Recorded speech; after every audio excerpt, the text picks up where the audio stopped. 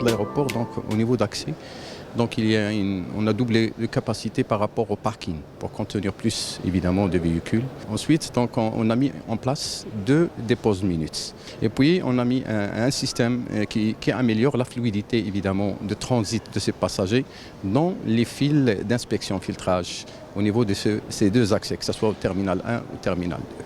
On a amélioré également tout ce qui se rapporte à la mobilité verticale, qu'on a conçu pratiquement, réalisé 4 ascenseurs.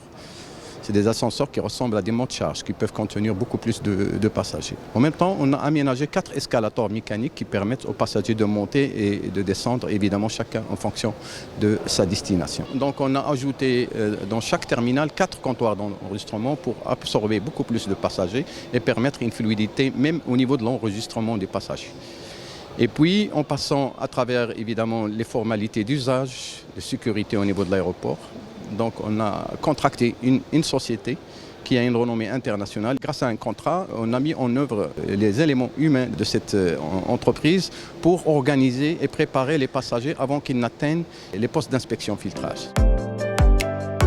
Nous avons mis sur le plan équipement des dispositifs qui permettent de mettre beaucoup plus de bagages en instance d'être inspectés. Au niveau de la salle d'embarquement, donc, il y a eu plusieurs actions, à commencer évidemment par les blocs sanitaires. Donc on a aménagé plus de 10 blocs sanitaires, que ce soit pour hommes et pour femmes, et aussi pour les personnes à mobilité réduite.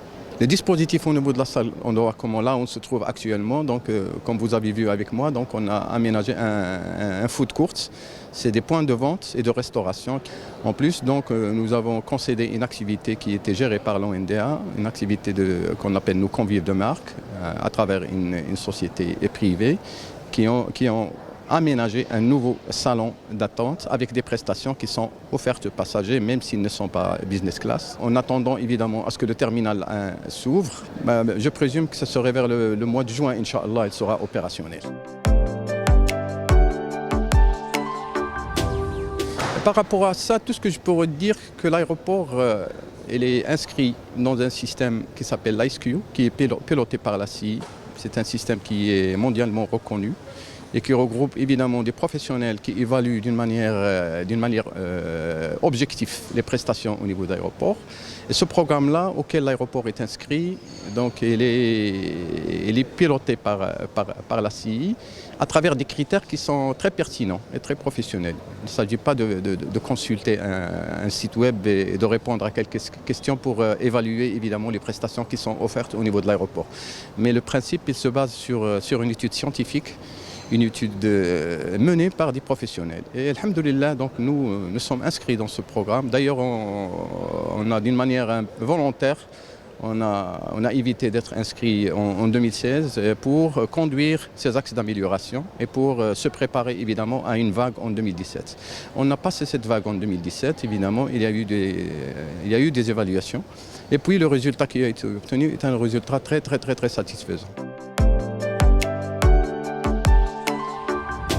Il y a toujours un temps moyen à passer dans un filtre de police. On ne peut pas dire aux gens d'activer ou de faire vite leur travail, mais on peut leur demander de mettre des ressources humaines. Et c'est ce qu'on fait toujours en coordination avec les éléments de la DGCM. Nous avons un système très fluide au niveau de l'aéroport.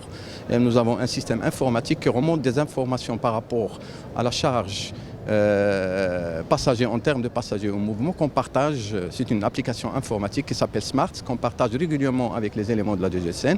Et à travers l'analyse des données qui sont contenues dans cette application, donc on planifie conjointement quelles sont les ressources nécessaires pour que les temps d'attente soient des temps d'attente acceptables et raisonnables. Évidemment, il y a des superpointes. Parfois, vous avez des retards des avions qui arrivent tardivement, qui s'accumulent. Il y a un chevauchement au niveau des départs parfois, ce qui fait qu'on peut se retrouver dans une situation qu'on arrive à maîtriser et à gérer et à rester évidemment dans les temps alloués et qui sont acceptables.